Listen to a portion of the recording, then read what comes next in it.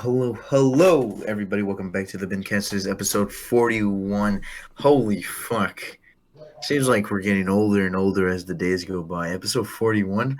God damn, we damn near started a year ago. We're damn near the point. I believe we started like in July, I believe. August. August. Okay. Yeah. During the July during we were talking about before the bubble. Mm-hmm. Yeah. So that's crazy though, Also, huh? yeah, we started off. Man, we started off on Anchor and Anchor Spotify. Now we and make YouTube. YouTube, and it's crazy. That's pretty bonkers. But Oh, besides that, I am your host as always, Isaiah Faithful, with my two amazing retarded co-hosts, MG Nas and B Christian. MG, how's your night been, bro? I actually let be Christian though, because I got a message, and I might go for a little bit long. So, be Christian, how's your night going, buddy? I'm going pretty good. Hit 100 last Saturday, which I'm very happy for. But Isaiah, you hit 1K. Yes, the big How four does that digits. feel? I cried like a baby back bitch. And we got you to cry for your reaction as well. Shut up, you didn't say shit. No, Alright, but buddy. seriously, man, I know your congrats videos on this channel, but I want to say this again, man. Congrats. I'm proud of you. MG, proud of you. We're all proud of you, and you're going to get haters. All you got to do, don't listen to them. Unless they actually give good advice, then listen to them. But anyways, keep up the great work. Appreciate that. And And it's, another notable thing is that MG also hit 300 subscribers this week. Yeah. We're all hitting fucking milestones, ain't it, mates? Yup. um, yeah, but like this week isn't about me. It's about Isaiah. So, I'm not gonna take away his big moment. And we all saw you all saw the video yesterday we posted, and it was great. And everyone, I just want to let you guys know, everyone that's listening to this or that's watching this in the replay, um, if Isaiah wasn't a part of this podcast and it was just me and B Christian or me, B Christian and Benji, I wouldn't have done this because Same. I don't know, man. It was Isaiah's personality that just said, man, I would love to do a podcast with this guy. So Yeah. y'all make sure y'all keep supporting him, man, because I would have denied this offer if I wasn't told that Isaiah was gonna join up. So Mm-hmm. y'all, everyone who supports the podcast, everyone who loves this, even everyone who hates this, you would have nothing to hate on if it wasn't for Isaiah. So I'll make sure y'all keep supporting him, man. I'll make sure y'all keep supporting him throughout his journey. He's gonna have a long YouTube journey, and y'all be there to support it. And B Christensen hitting 100 since last episode. Honestly, I don't want to make this about me. This is about these two guys. It's about you too, homie. It is, It's homie. about all of us. Look Yeah. it. We damn near almost hit 125 subscribers on this podcast. B hit Mhm. 100. You hit 300. I hit triple O. I hit Quadruple triple O, digits, quadruple digits. right? Just Yeah, like Quado. but It's about all of us, and yeah, we're grinding gritty, as a certain man would say. We're grinding gritty. We're dirty. right. Yeah, but I don't make I never try to take away the moment from y'all. I mean, y'all been working. Man, this is Doing, our moment. doing, This ain't no individual moment. This is Yeah. our moment. The This is spotlight shines on us ours. because without us, we ain't shit. If I ain't without you, I ain't shit. If I ain't without B, I ain't shit. If B mhm, ain't without me and you, he ain't shit. If mhm, we B and B ain't without you, you ain't shit. mhm. And we're just a good trio. I don't think a trio could be better than us. I mean, if I were to say, no, how do you say it? No biasness, but I think we're better than Jordan, Pippen, and what's his name? Fucking Rodman. I agree. yeah, We are the goats. we're the best trio. Yeah, but yeah. So it's just great to see a lot of milestones get hit, and our friend Rush Entertainment hit 30K this week. Shout out to Another one. him. Holla 5K. Well, yeah, another one of our someone we watch a lot, Valhalla, hit 5,000. Shout out to Josh Sports on Sean here 28.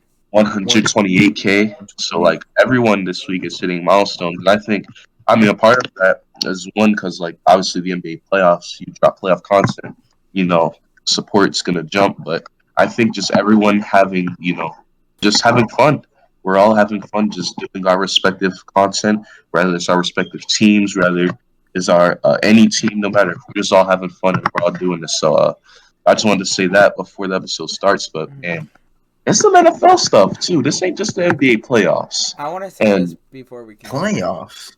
We're talking Isaiah, about did playoffs. you enjoy my cinnamon roll I gave you from the 1K You video? didn't give it to me, bitch. I'm still waiting for it. yeah, It's I think. shipping. It's shipping. Okay. But B Christensen, I know. I know what's coming already. you want to say your last goodbyes to Aaron Rodgers, and if he somehow hears this, Okay. So, Aaron Rodgers. This big old dumpster fire situation that's happening in Green Bay, Wisconsin right now. It's not putting a smile on my face. I'll tell you that. Marvel fans, if you understand, that's for you. Um, I talked a lot about it. I addressed it on my channel.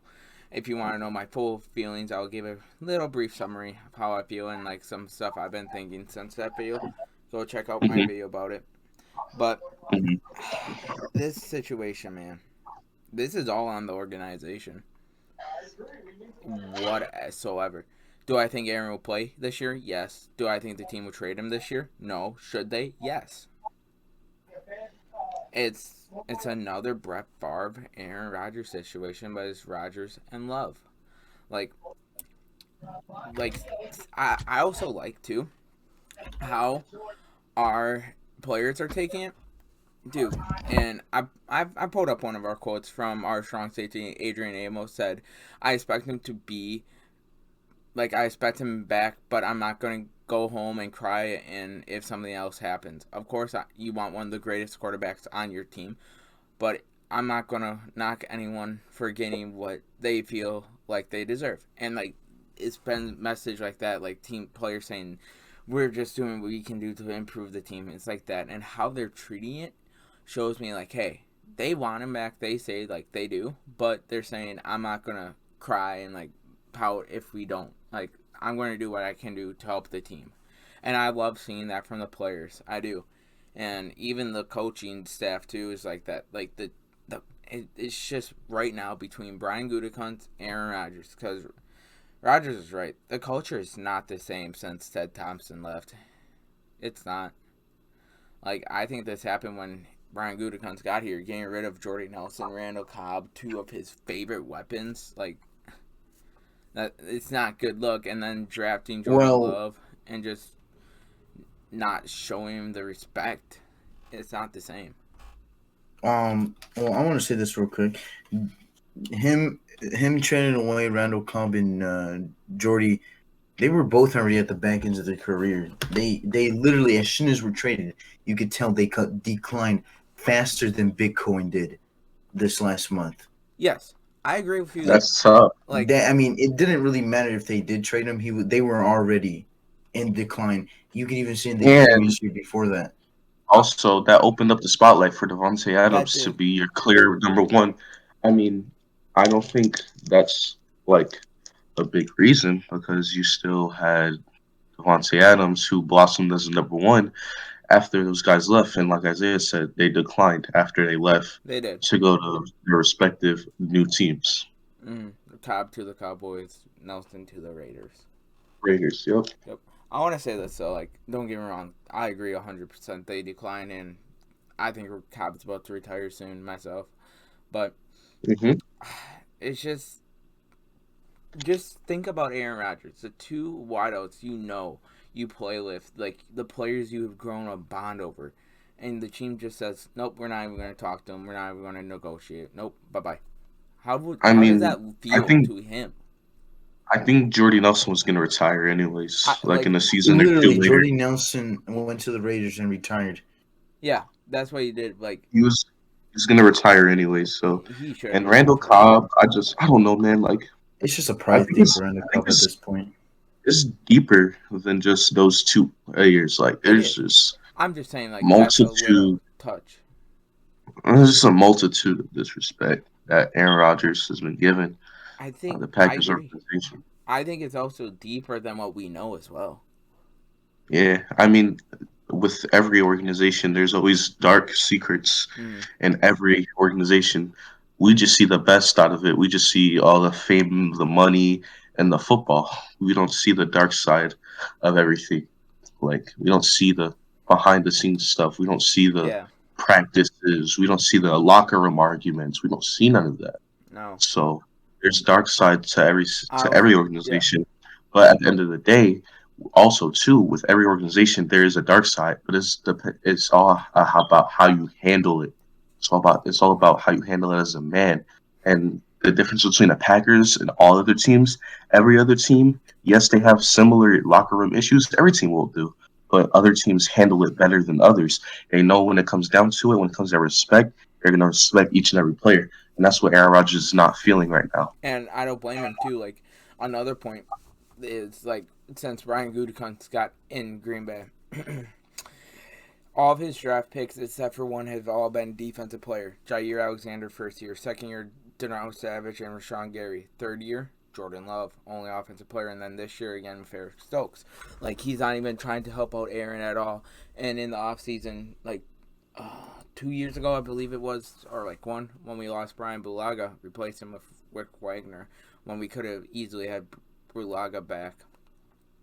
Like someone he Um, trusts. Like he had to build that trust with Wagner when we could have well, just I don't, re-signed I him. don't, I don't think getting defensive help is a bad issue. It's Knowing not. how terrible your defense has been in the past, I don't think that should be another reason to think that this organization is bad. And honestly, I just think it's just respect that Aaron Rodgers Mm-hmm. wants. I don't think it's. I think it's clear and obvious, and you don't have to go into full detail about this. I'm sorry, but I honestly don't think it's anything else but just respect, and that's what he's Hmm. not been getting. It doesn't. You're. No, I'm not trying to put you on spot or anything, but it's not this deep lore that Mm-hmm. everybody's trying to make it out. It's respect. That's all it That is. that He wants yeah. respect, and that's about it. He wants to have his voice heard by the organization, and that's it. He And wants I also think like respect. it's not about the roster. They had the number one ranked offense We last do. year. It's like you guys have a talented team. It's not about the players on the roster. It's about the respect, It is, and and that's it's about good. the players that will come after Rodgers.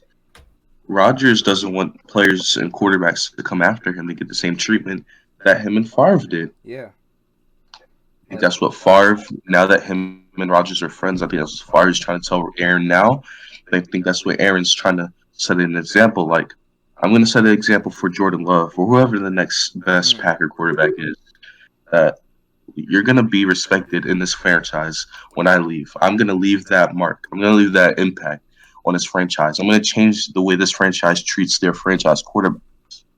mm. And that's what I just think it is. I want All comes down to your yeah. treatment and your respect to your guy. I And they obviously don't have a big level of mm, respect for Rodgers. yeah. I agree. Like it comes down to respect, and a point you mentioned was like how they don't like Rodgers doesn't want what happened to him and Favre to happen. I agree. I think Favre had it way worse though. If you think about it, Yeah, because he did. Like he had it way worse, and like Favre also did not handle it the best too. Like you got to look at this. It's different too, the situation, because Favre for this way different. Like at the time when we replaced Favre with Rodgers, Favre was talking about retiring. He would go retired, and then we said, "Hey, we're rolling with Rodgers," and then he said, "Oh, I want to come out of retirement," and the team said, "No, we already have plans. We already draw a playbook up for Rodgers. Like, why would we bring you back when we are ready for Rodgers?" Like it's and what did different. he do? What did he do when you said that to him? He left and went to the Jets, Exactly. So and then we don't that's what talk about it Rodgers anymore wants now. after. He wants to leave. Yeah, He wants to leave. That's what Rodgers wants. the thing that And sucks the most about this, though, the thing that sucks the most, he's gonna have force. The team is gonna. The thing that doesn't help too, the respect. The team is gonna be forcing him to play because Rodgers knows, like he could sit out easily, but I don't see Rodgers as that type of player to sit out.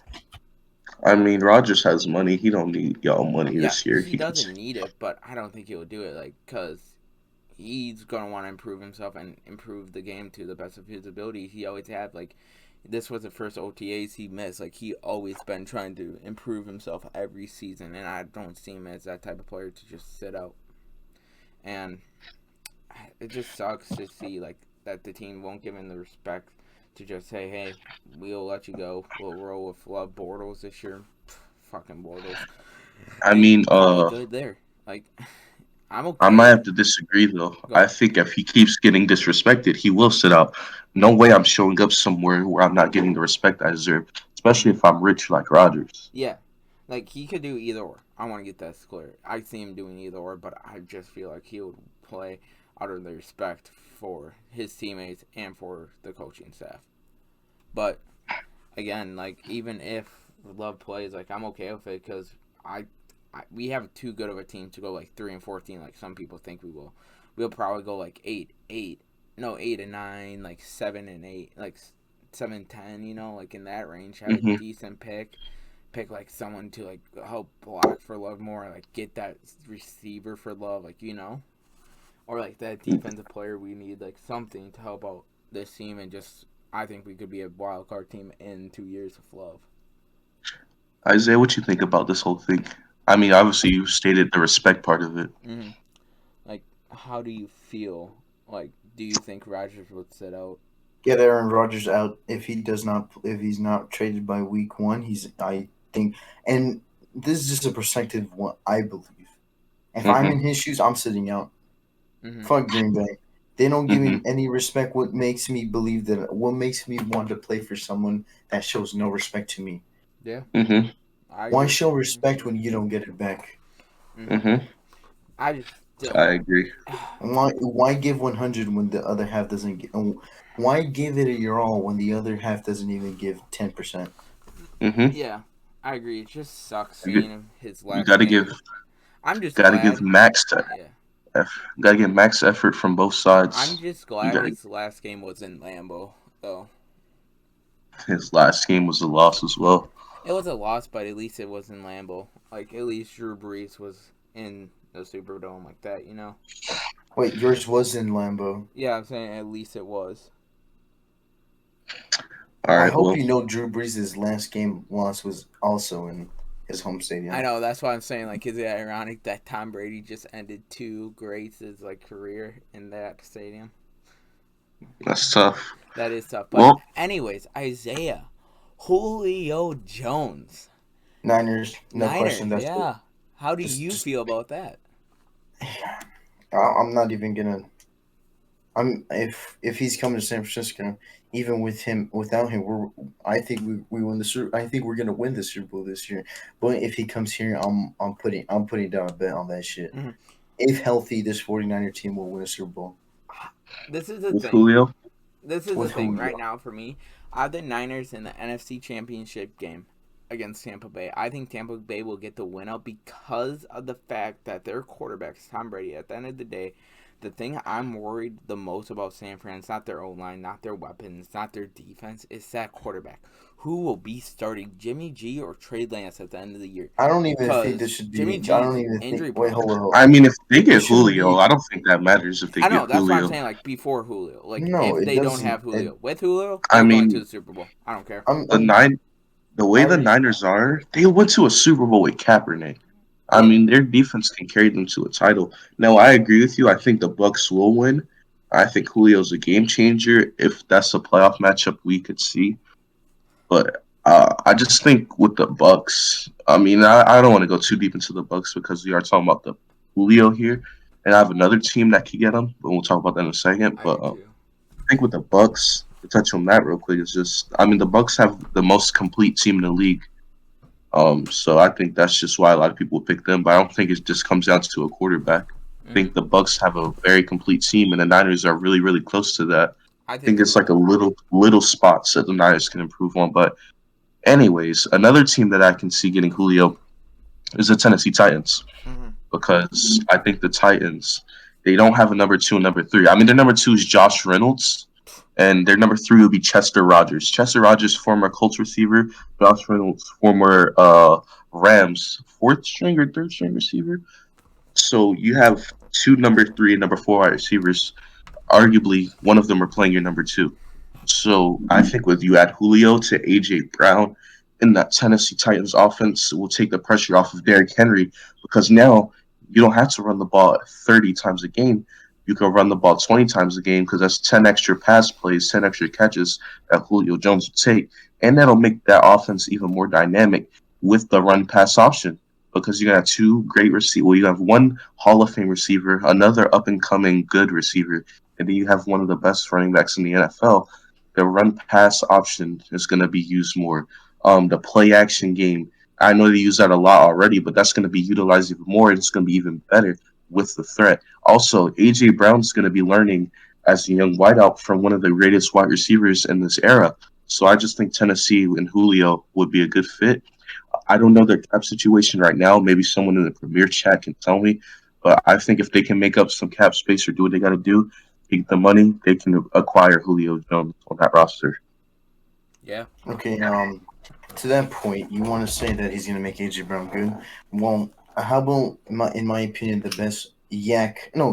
greatest yak wide receiving core we'll ever see, Debo Samuel and Brandon Ayuk. He comes there, Debo Samuel and Brandon Ayuk, when healthy, are probably the best duo after Julio. I think what Julio brings is going to be leadership, Mm-hmm. veterancy, and his will. I He's gonna agree. show these young fellas how it's done. And look at what what's his name did? Fuck, Calvin Ridley. Calvin Ridley. Look at what he became. I'm not saying it's Mm-hmm. probably because of Julio, but having a fucking wide receiver like that next to you, Mm-hmm. I I'm think just also, saying. I mean, any team he goes to, a young wide receiver is I going want. to thrive. It doesn't matter what team he Yeah. goes to. I want to say this. Another like situation like to show you what how like a veteran can do. It's Jordy Nelson to Devontae Adams. That I know off the top of my head. It's like 4 a.m. I'm not thinking. Um, like look what Jordy Nelson was. He was a top wideout. I'd say top 5 when he was in his prime in the NFL at that time. And then he helped Devontae. He didn't do it alone. He had Aaron Rodgers, so coaching and stuff helped him too. But he helped Devontae to become the best wideout in this league right now. And I think You Julio could could do the same with Brandon Ayuk and Debo, and that's the reason why I don't want him to go to the Niners. um, but I mean, it's gonna be crazy because to back to my point where I said we're gonna go to the Super Bowl, we're gonna win it. You gotta look at it this way. Ayuk is already a deep threat wide receiver with those fucking goddamn 20 fucking feet arms he has, and the speed that he can have with those route running abilities that he has. He can go deep. Have two guys go deep. We already have enough wide receiver blockers. Put Ayuk and Julio on the outsides. Have have I'm sorry, have Richie James inside and have Debo inside as well. So we could run a 4 wide receiver set. So just in case we want to play the run, we could bring one of the Debo or uh, Ricky inside, and then Mm-hmm. if we want to go deep, Julio or Ayuk. Who's gonna stop who? Pick your poison. Choose your poison. Ramsey, I like mean, when you I play the agree, Rams too, I would love and to I see think, Julio and I versus think Ramsey. that's why San Francisco and Tennessee are my two top options because when you look at both teams, it's pick your poison. It's pick your poison, and I think that's why those two teams, for me personally, would be the best fit over New England. Even though New England has a great tight end core, I think that San Francisco or Tennessee would be better because San Francisco and Tennessee also have the better win now teams, and I think San Francisco, like I said, they're a piece or two away from being one of the most complete teams in the league. So I want to say either this. one is fine Yeah. with me. I want to say this, though. I'm not saying it's going to happen. That's just a message to Packer fans. We are not getting Julio Jones, so please shut the fuck up on Twitter. I'm sick of seeing it. We should not be worried about that right now. We should be worried about Aaron fucking Rodgers. Okay, continue. I mean, yeah, I don't know, man. I don't like New England. I just don't. This is my opinion. So Yeah, but Indianapolis could be a place as well. You gotta realize that they have the most cap out of all the teams that have been talking about this, and they they could make a push for this. They could make a huge push for this if they wanted to. And Who knows? What if he goes to the fucking Ravens for crying out loud? I Imagine don't him with the know. Ravens. That would be great, in my opinion. They got That'd Rashawn be awesome. Bateman and Hollywood Hey, Brown. Marquise Brown and Sammy hey, Watkins. They have bro. It doesn't matter. If you can get better at a position, you're gonna do it. Doesn't matter who you have right there. You would probably If have to give up Marquise Brown or Sammy Watkins. well, yeah, duh. One of those if two. it's like saying if I had Aaron Rodgers, I wouldn't want to trade for Patrick Mahomes. I would want to trade for Patrick Mahomes because I could just get better at the position. I mean, that's stupid cap wise, or But that's hey, stupid. Why'd you do winning that? wise, I'm taking winning over anything.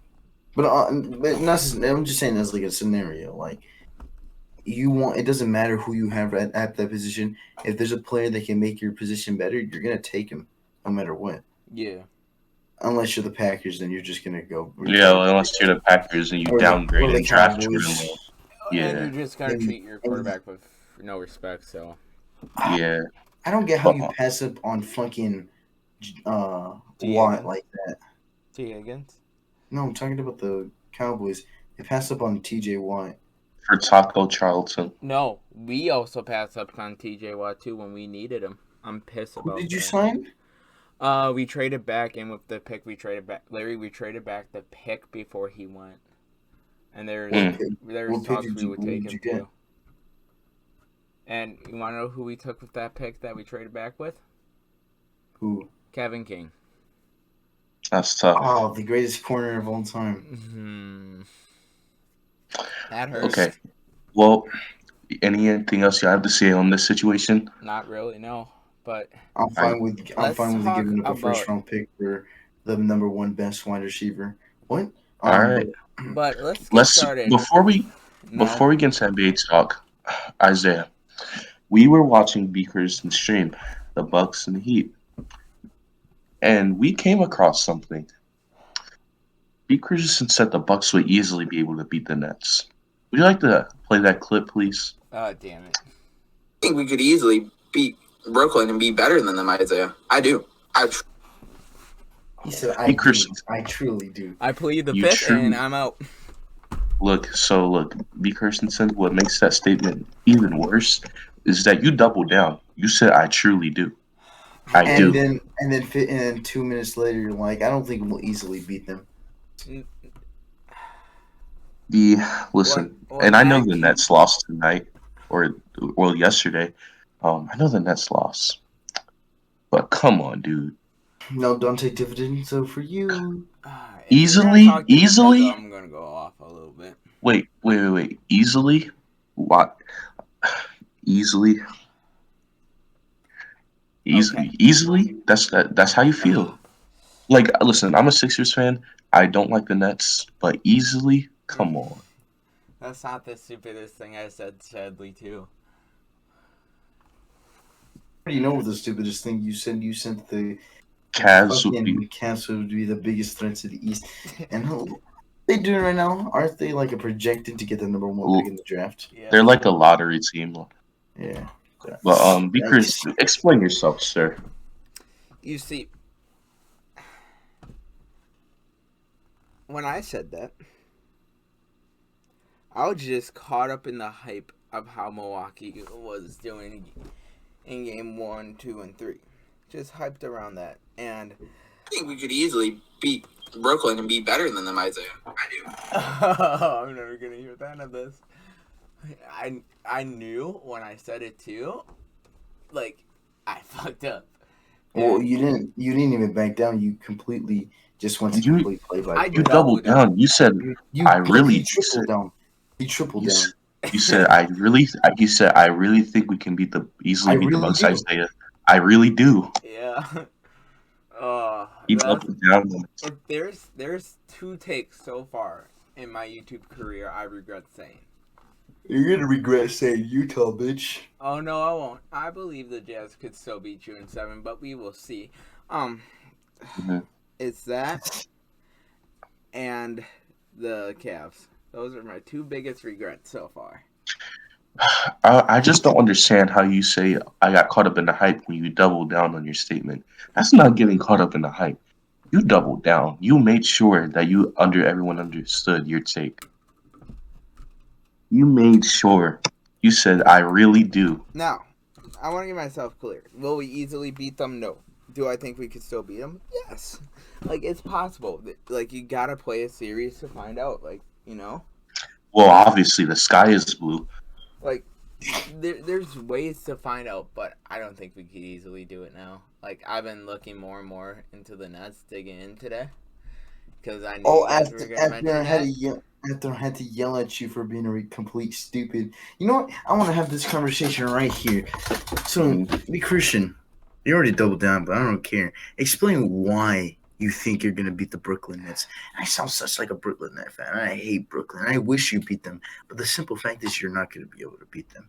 So, explain why you came out and said, fuck you, Brooklyn. You ain't shit. Let's just forget about the biggest three fucking trio since LeBron. What was his fucking name? Wayne and Chris Bosh. You gonna explain? I don't want to get too deep into it because I want to save a lot of it for if we do play them in the second round. But the reason why I said that is because of our trio. Like, our trio may not be the most flashy trio on offense except for Giannis. Like, you got Chris Middleton, who can be consistent at defense, who, when we need him to, can step up big like you saw in Game 1, who could also, defend guys if he needs to, like, shut them down when we need to. You have, in my opinion, arguably one of the best defenders in the league in Drew Holiday. And you have last year's Defensive Player of the Year, Giannis, which should have went to AD. I'll admit that. Should have went to AD. But you still have two top defenders. And you got Chris Middleton. And don't forget, coming off the bench, you have a good defender in Bobby Portis. And P.J. Tucker. And let's not forget Brook Lopez. And the thing is, I'm going to just, if you guys are okay with this, take this into the DiVincenzo injury as well. If you guys are cool with it. Mm-hmm. We did lose a huge part to our team in Dante DiVincenzo in Game 3 of the Miami series. Now, do I think that'll have a huge effect on our team? Yes and no. Yes, on defense, not really on offense, though. Because on offense, I think Brian Forbes is a better offensive player, but overall, like, all around, I would take DiVincenzo because DiVincenzo's defense, like, I've been watching him. He's been getting steals on Jimmy Butler, Luka, Trae Young, Julius Randle, like these top players in the East. Like he's he's fast. He's like electrifying on defense, but offense he just needs to find a rhythm. That's the thing with DiVincenzo. And when Isaiah told me this morning, or MG, whoever told me it this morning, it was fucking like forever ago, that DiVincenzo, he's out for the rest of the playoffs. I was kind of upset seeing that we lost a huge part of our defense.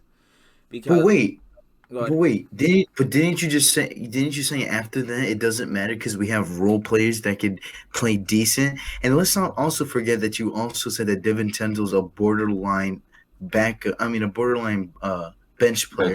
So what makes the difference if he plays or not? If he's just a borderline bench player. That's like me saying, oh, we're never gonna win a finals because Montrezl Harrell is not playing.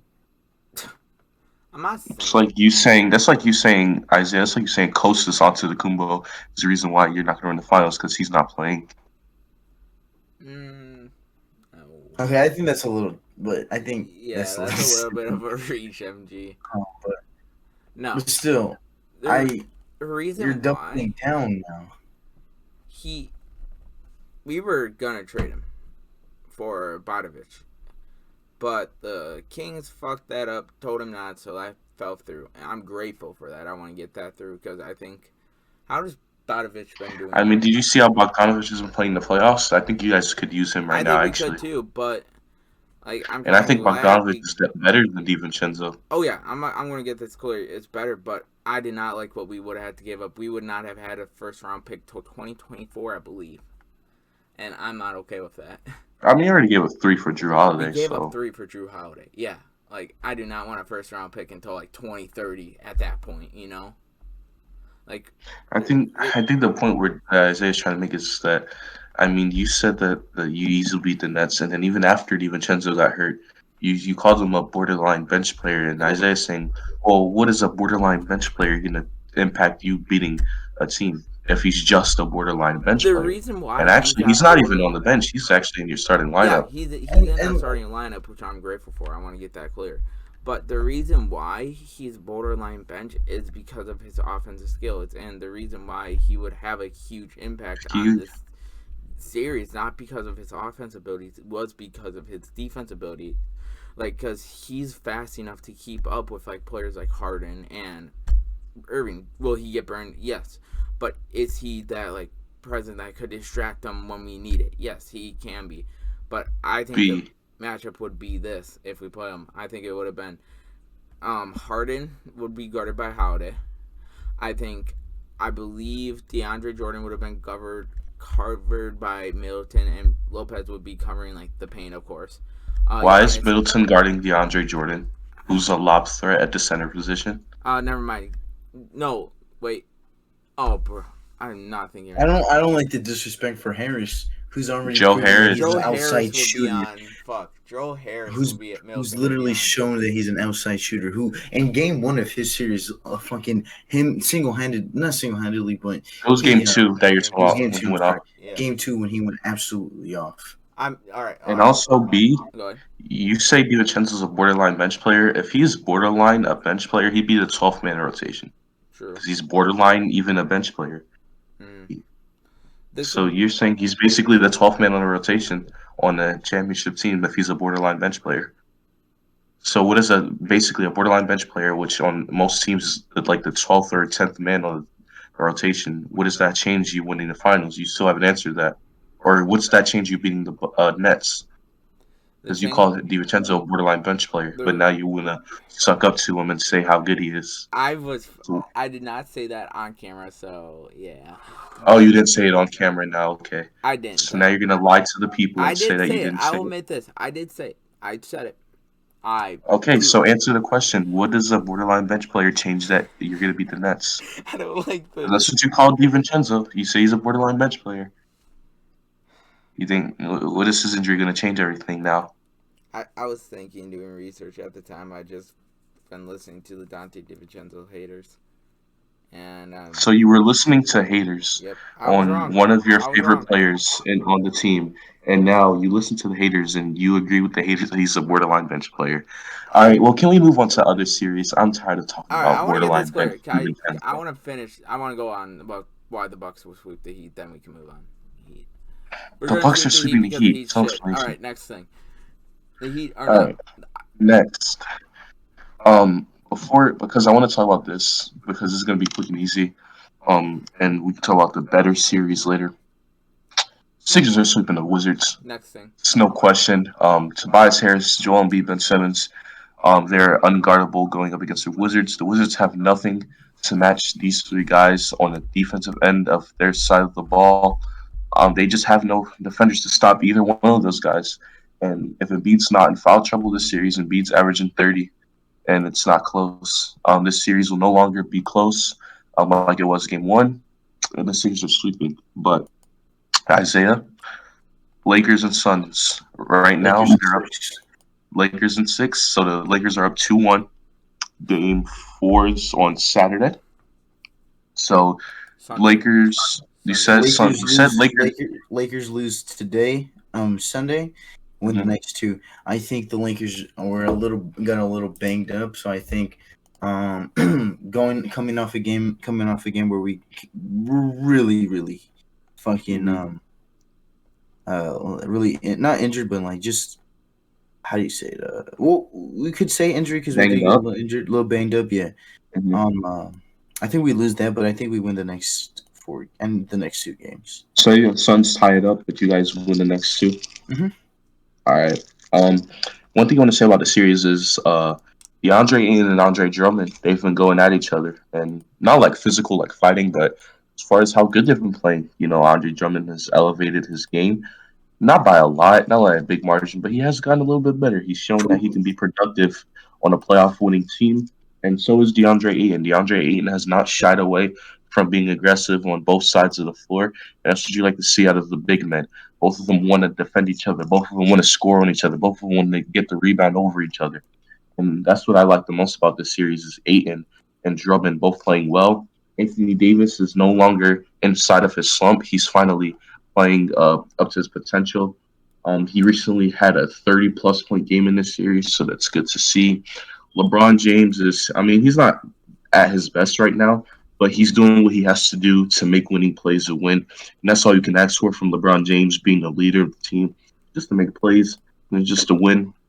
As far as Devin Booker, game one he was amazing. Games 2 and 3, he was obviously not as good as he was in game one, but he's been trying to carry the load that Chris Paul usually has as far as facilitating because Chris Paul's at 100%.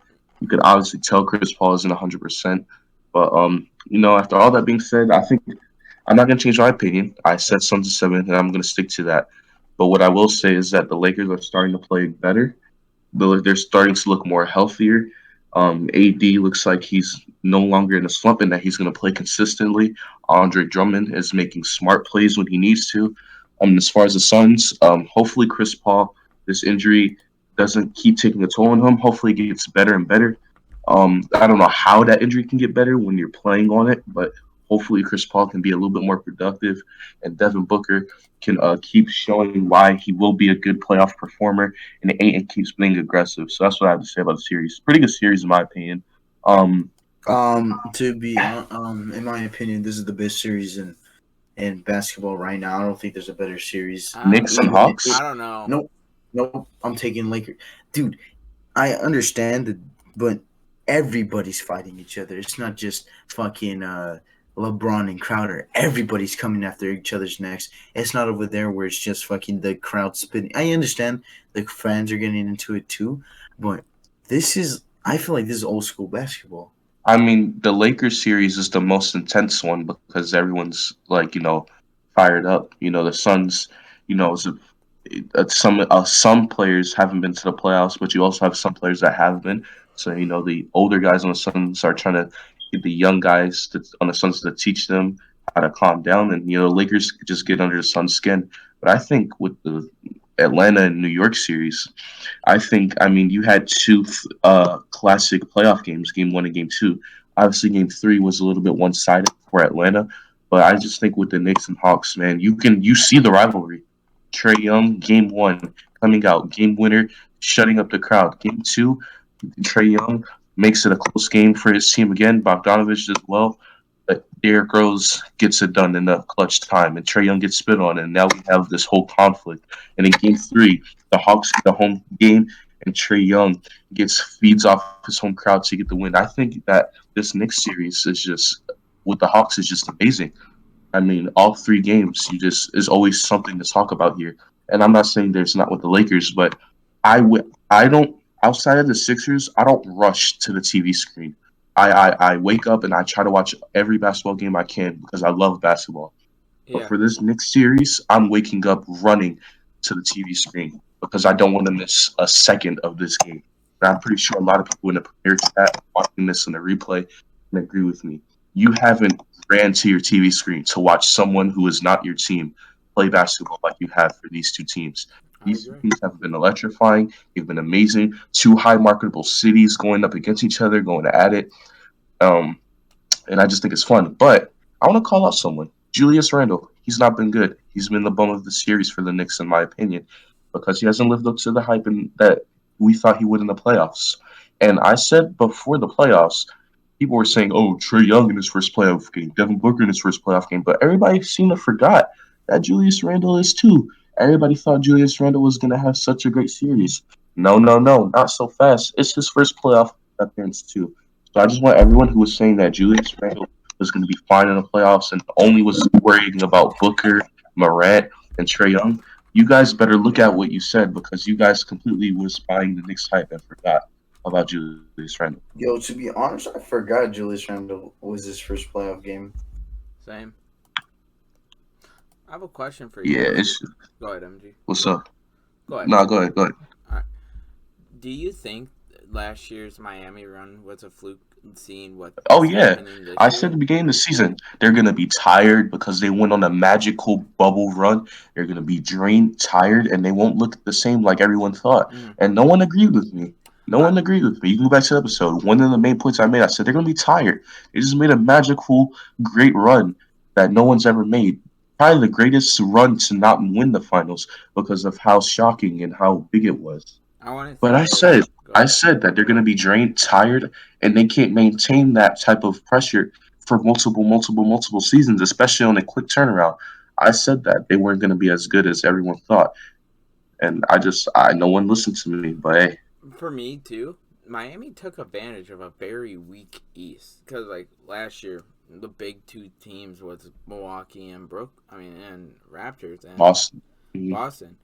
Boston too. Like Boston's always inconsistent since for a while now. I think since 2018, 2017-18 season when Bucks took them to 7. Mhm. I think that's when they truly got exposed for a while. And then you got Raptors who haven't been, in my opinion, the same since Kawhi left. And you Yep. also have Milwaukee. Milwaukee who didn't have the true number 3 like they have.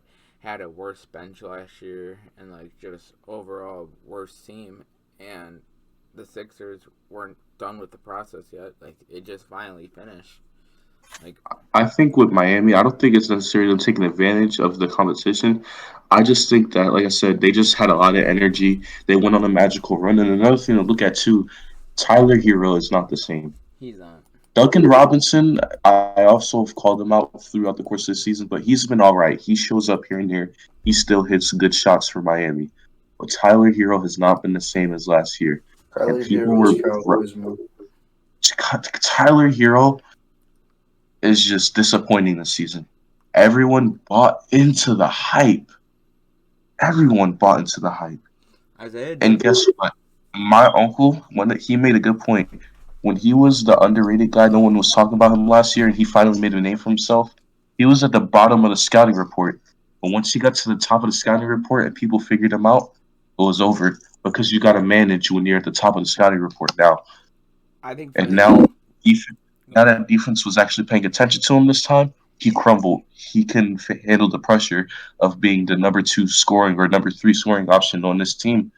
And Tyler Hero has completely not been as good as he was last year. And that's no disrespect to Tyler Hero. Like I respect all NBA players, but also that's just a shame how you just drop off like that, I especially with his yeah. cocky mentality. I also want to say this too. The Bucks also figure out how to slow down Jimmy Butler. Because game 1, we haven't played Jimmy Butler at all this year. He was always injured for a matchup. He had that good game in the Middleton game winner. But in game 2 and 3, Butler's been held under 20 points for both games. And what we've been I don't doing think Butler was scored 20 adding. at all this series. What? Butler hasn't scored 20 points at all in the series. I could have sworn he had 20 plus after game 1, or was that? Nah, game 1 he had like 17 or something. He Let hasn't me scored check. I 20 have it. points the whole I have series. all No, this. just continue. Just continue. Just continue. Butler had game 1. I have it up. Yeah, he had 17. Well, we've been slowing Butler down.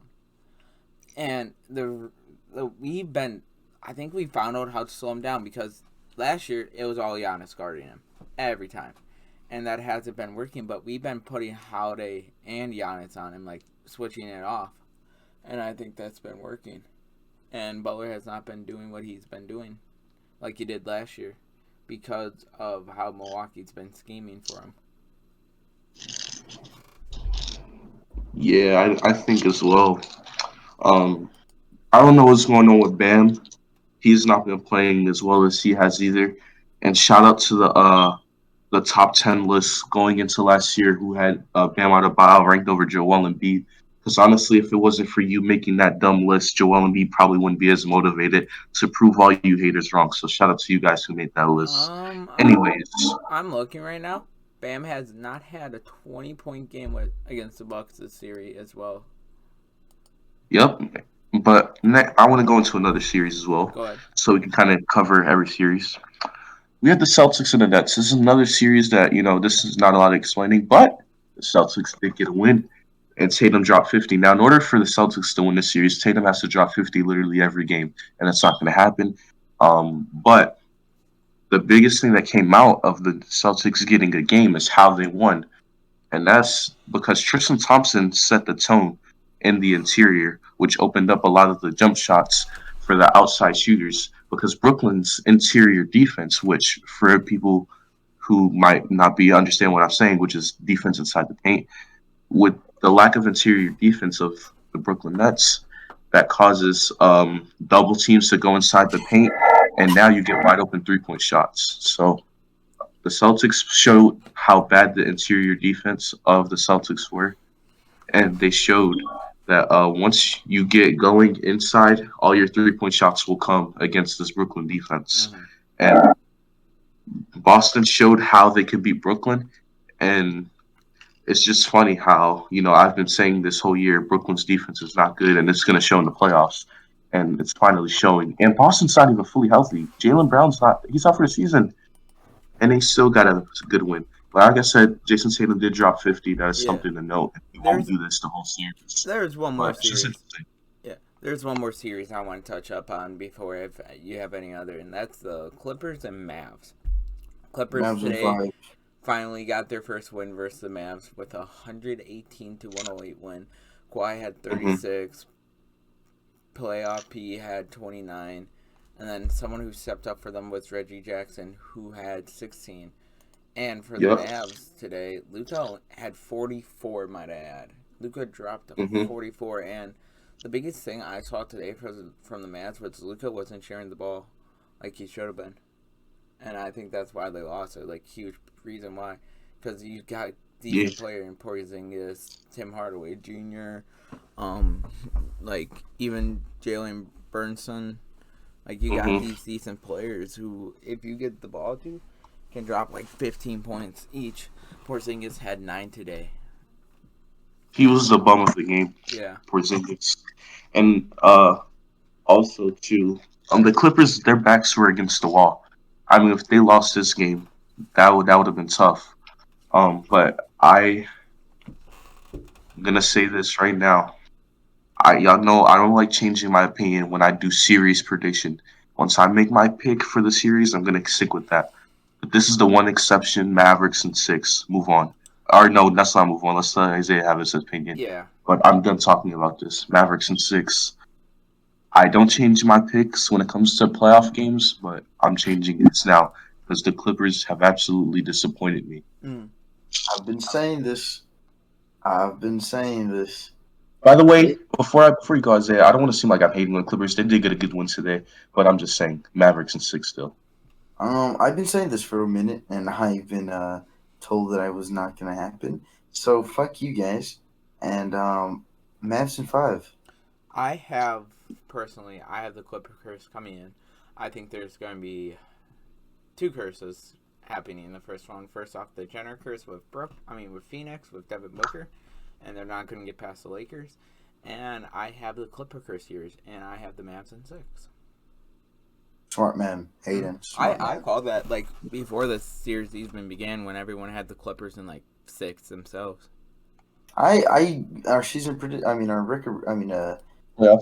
Playoff prediction. I said Mavs first Yeah, off. you said Mavs. Yep, you did say Mavs. I've been Mavs the whole way. Before I want to talk about this one player.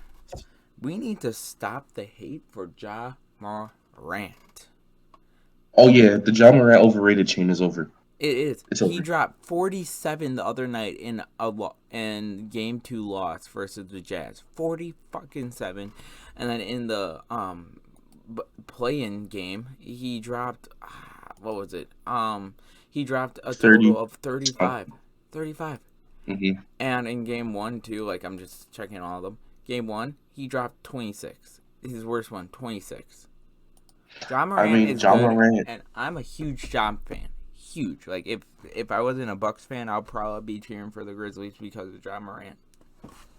John Morant is also the youngest player to have scored over a certain amount of points. I forget what it was, but he has scored the most amount of points in his first 2 playoff games by anybody under 25. You might be right. Yeah, he That's scored a combined like almost 70 total points in his first No, two he games. passed 70 points. He got like 74, 76 or 70, 77. yeah, Damn near 80 points. 80. yeah. So when you look at this man, I mean, the whole John Morant is overrated thing. That's over. Like that's dead now. I But didn't even understand that. I didn't even know that was an actual Yeah, thing. it was. oh no, yeah, it's like a thing. Like it's and this is probably just people trolling as well. But Man, can we just all agree it was because of J. Cole? Yes. J Cole, Go yeah, go probably. No, there's an actual stat about this. Go look back. Ever since J. Cole dropped that shit, he's dropped damn near 30 a night. Plus, damn near 30 Yeah, plus a night. he's probably been averaging like 30 points a Yeah. game since the album dropped. I want to say Shout out this to though Cole, man. before we move on. I'm Yep. pissed off at Utah Jazz fans for what they've been saying about Memphis's like family and shit. That's fucked up. All fans too. The Knicks fans for spitting on someone, and Yeah. then even my fan base, the Sixers fan, for throwing popcorn on someone. Imagine having a Um, disrespectful fan base. Couldn't it be me, Hayden? okay, Could have you have been the me. most toxic fan base in the NBA, and it's not close, boy. At least we Toxic, Um, don't but not fucking they're throw not shit at disrespectful. players. I mean, we'll wait and see. You guys wait till you guys get close to full capacity. You'll see. Nah, but obviously, all jokes aside, though, you don't disrespect anyone, and this is deeper than just being a fan of a team. Hmm. This is respect for another human. Because if that guy seen Russell Westbrook walking down the street, Trey Young walking down the street, John Morant walking down the street, you're not disrespecting them like that. You're gonna be a fanboy and say, "Can I get a picture?" But since you were in a crowd and no security right there, and you were able to get away with it, you disrespected him. We need to stop that. I don't care. You look, it's fine. You can boo the player. You can say he sucks. You can criticize the player. That's what we do in this podcast. We can give criticism. You can not like a player, but disrespect is another thing. And you got to stop disrespecting these players and these players' family too. So that's all I have to say about this. Fuck Utah, Memphis, and 7. Memphis and 7. Yeah, but series that we haven't touched on yet. We touched on Maps Clippers, we touched on Lakers Suns, we touched on Sixers Wizards, the Bucks series, the Knicks series. Anything else we missing? Um, That's pretty much it right there. okay. Portland, Denver. Portland, Oh my Denver. Yep. god. Well, Portland's gonna win that series, in my opinion. I don't know. Denver is up 2-1. One thing I'd like to say, game two, I feel bad for Damian Lillard. Dropped 42 in the loss. And it wasn't even a close loss. It was like it was a tough loss, man. Portland. Kawhi Leonard damn near jumped 52, and they lost game 2. Yeah. Yeah, Kawhi also had a great statistical game and he lost. So players that are role players, when your star player is doing good, you gotta help them, man. You can't just let these guys drop 40 and lose. Same with John Morant, 40 and loss. So that's one thing I want to say too. Is like role players, man. Like I said, I respect all NBA players, but if you see a guy dropping 40 for your team and he's doing all the work, and I know it's the playoffs and it's easier said than done, like it just sucks to see one player doing something and then the rest of the team just chokes. It just sucks, man. So and it sucks for these players, but yeah. So anything else? Any other series we need to discuss? Can I we think just? we got mostly all of Yeah, them. we got all of them. Can we just agree that no one right here cares about NHL playoffs? Um, I mean, you speaking about it obviously is relevant. It's in your mind, so you care. But I no, me just and talk Isaiah don't care. quickly about it. Yeah. But yeah, man, I think that's pretty much we covered every series, everything that's going on in the NBA this last week. Um, and one thing I want to say is too, be Christian, the Bucks are gonna choke a 3-0 lead. But Fuck you. anyways, Let's go. I hope this in all Sixers choke seriousness, one too. if you're in the premiere chat right now and you're still here and you've watched and listened to this whole thing, just want to let you know you're a legend. You're a legend, and no one's better than you. And I won't Um, fuck your mom tonight. okay, yeah, no, Isaiah doesn't do that anyway, so you guys don't have to fear Boy. that because Isaiah doesn't do those things. He's a good Christian boy. He doesn't engage in those activities. What do you This is mean? the Christian This is a podcast now. Christian podcast. Yes, we have to be respectful. But We're nah, gonna if you name ourselves as the B Christensen. What the fuck? but yeah, man, so we covered every playoff series, everything else going on in the playoffs, Julio, Rodgers. So what else? Anything else I got to say about the topics today? Go ahead, B Christian. Nothing. Just excited for a sweep tomorrow. You MG. jinxed it. I just did. Yep. Well, so I don't jinx my team and call a sweep. I just hope that my team wins a Already game. did call the sweep. I did call a sweep already, You but did. You nah, jinxed man. it. Hopefully the Oh, knock Sixers on wood. we go up 3-0 with this win. This is game 3 for us today, so hopefully we go up 3-0 and we take care of business like we've been doing this whole series.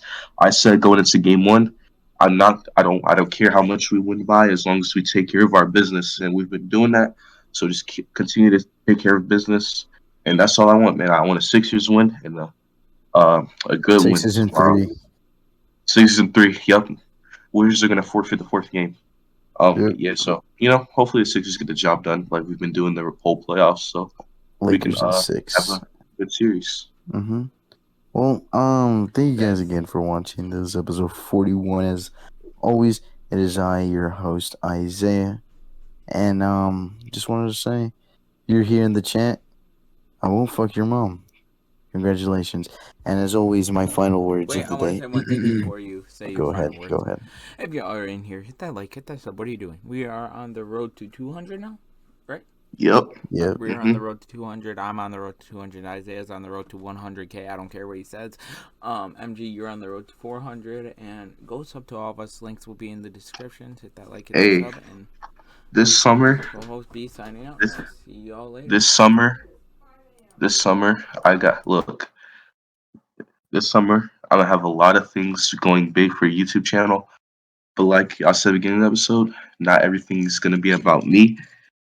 I want to get some big features on this podcast. I didn't even tell y'all to yet, but I want to get some guys. I want to talk to some guys that I have ties with in the sports community, and we're gonna be having a lot of fun on this podcast this summer. Cause that's all we want to do is have fun. So, Yeah. have a nice day, people. Bye Fuck bye. White Boy Summer. It's been podcast summer, bitches. Let's go. Yes, sir. And before I get yelled at because it's 3 in the morning, um, um, you know how it is, boys. Piss off and fuck off, cunts.